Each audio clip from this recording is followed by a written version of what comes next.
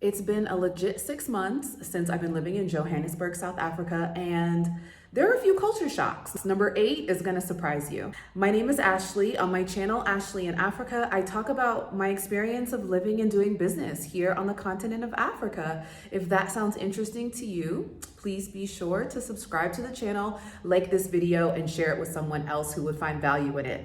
Woo! That sun is intense. My apartment is west facing, so I only get light at a certain time of day, and it's the best time of day to get videos in. So I want to jump in and share a few culture shocks that I've been experiencing here in Johannesburg, South Africa. Be sure to like this video and share it with someone else who would find value in it.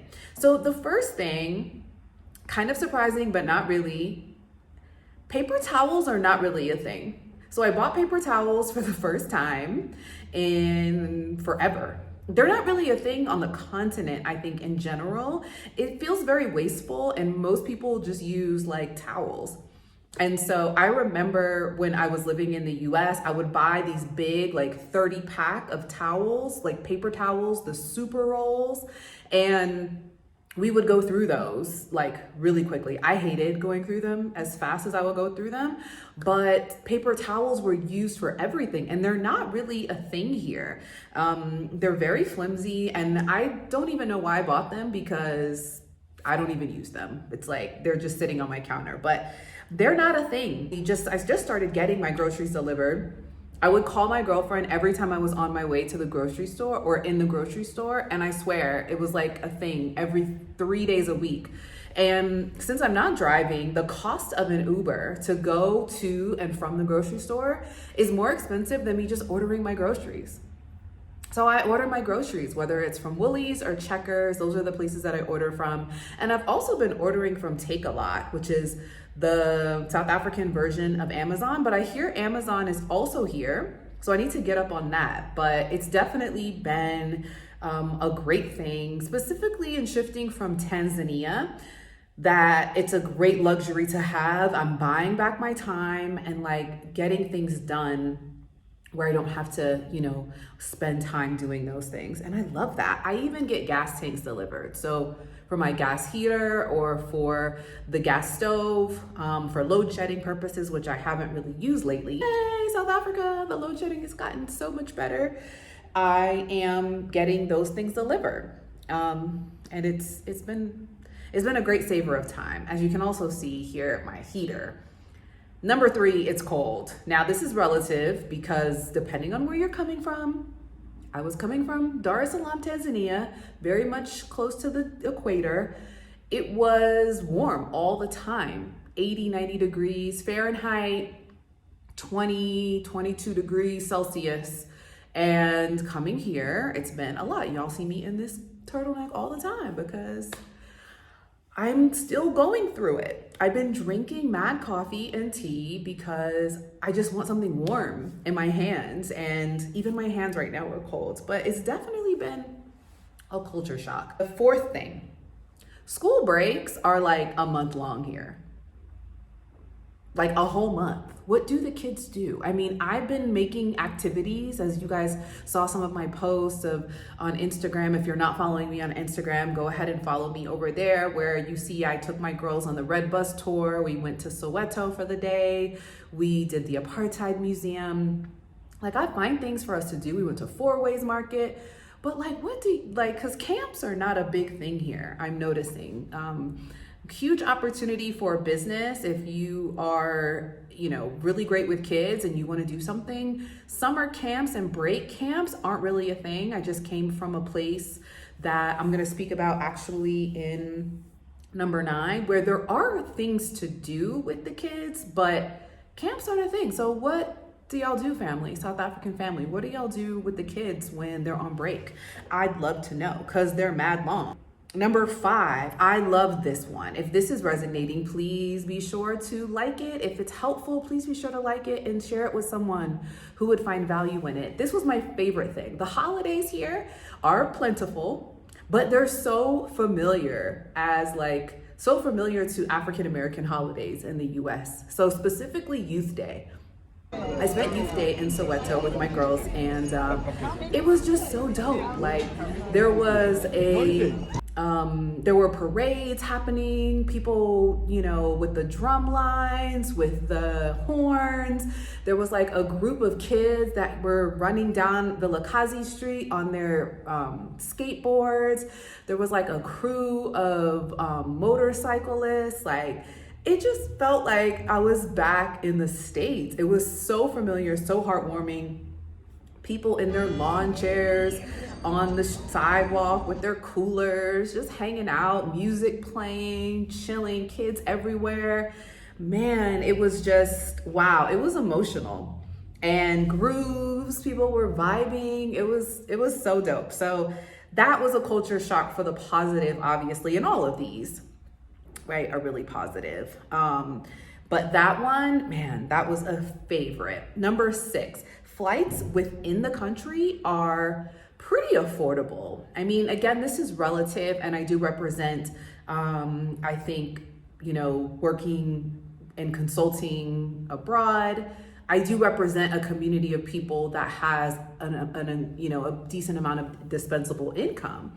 And given that, flying in domestically in South Africa feels really affordable. I mean, I was able to catch a flight for 48 hours to Cape Town. You might have saw that video. I'll link it below. And last minute, my flight was less than $100 round trip. And that was pretty affordable given the fact that it was last minute. There seems to be like a shuttle plane, Safe Air, that flies multiple times. And for people that are commuting in between provinces, doing business in either Cape Town or Johannesburg, the flights are really convenient. And so that's not a thing in the US. Like flying domestically in the US can be thousands of dollars. It just depends on where you're going. So that was really awesome to see. It was a great culture shock, and definitely booking plans to travel domestically in South Africa very soon, right? I had to get my sun right. I had to get my lighting right. Okay. The last thing, not the last thing, actually, I have a few more. If you're enjoying this video, please like it and subscribe. Y'all be in the comments, doing all types of stuff and not subscribe to the channel. If you're not subscribed, subscribe to the channel. Y'all be in the comments, making all types of comments and not subscribe. So subscribe to the channel, please. I'd love to have you as a part of the family. Next thing, and this isn't really that surprising, but being here, seeing it firsthand, it has been. So South Africans are very critical of their country. Like for real, for real.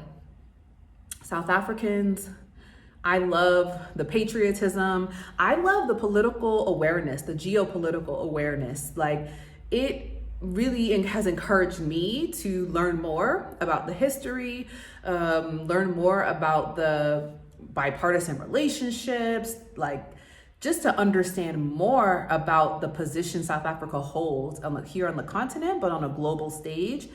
And that's come from being in conversations with South Africans that are very keen, very aware as to what's happening with their country, very critical, you know, with a lens of passion, also desire for the betterment of their country. And I think that that's admirable. I think that's necessary because they have a beautiful country. Y'all have a beautiful country here, and it's a must that we fight for it, that you fight for it, that y'all let people like us come into your country and support us and help to support, you know, the desires that we have as diasporans returning to the continent.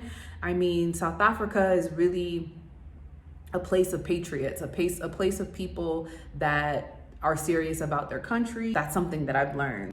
My favorite of all things that I love about South Africans, y'all love y'all some trinkets, some sprinkle, like the finer things, the cars, the cribs, the art, the dining, the spas, the real estate, the tourism, the luxury is just incredible, and South Africans enjoy it.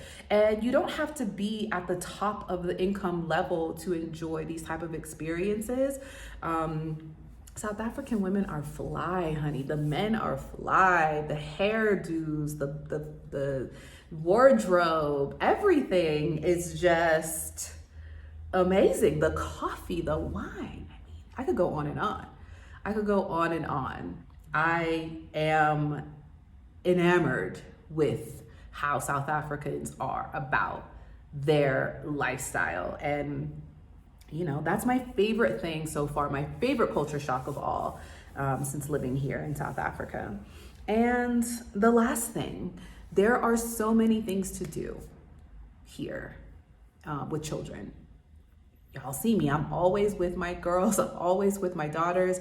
We are going everywhere. And whether it's restaurants, the mall, I actually just became a member of a golf club, and there's great things to do with the girls there. I mean, art events, there's literally everywhere you go, the children are welcome. So if you're a mother, if you're a father, if you're a family, and you're looking for a metropolitan, cosmopolitan city, Johannesburg in South Africa is a great place to be.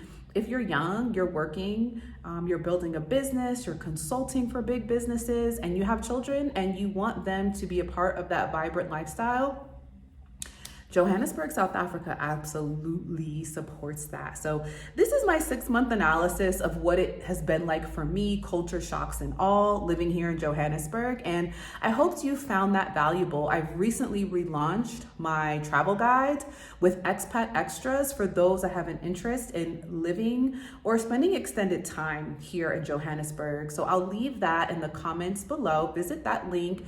It includes my personal recommendations of neighborhoods, my favorite schools, as well as my recommendations for realtors that are renting short-term and long-term rentals, as well as selling property. So if that sounds interesting, please be sure to visit that link in the comments to get and grab your copy of my travel guide. So I hope that video was helpful. If you found it inspirational or enjoyable or informative, leave me a like and share it with someone who would find value. So until the next video, I'll see you soon.